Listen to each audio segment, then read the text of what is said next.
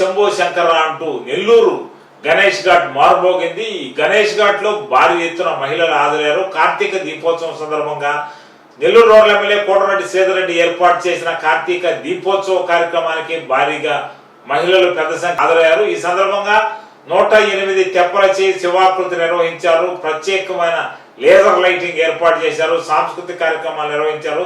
అత్యంత వైభవంగా గణేష్ ఘాట్ లో కార్తీక దీపోత్సవం జరిగింది. ఈ కార్యక్రమంలో కోటరెడ్డి గిరిధర్ రెడ్డి, టీడీపీ నేతలు, బీజేపీ నేత సురేందర్ రెడ్డి తదితరులు హాజరయ్యారు.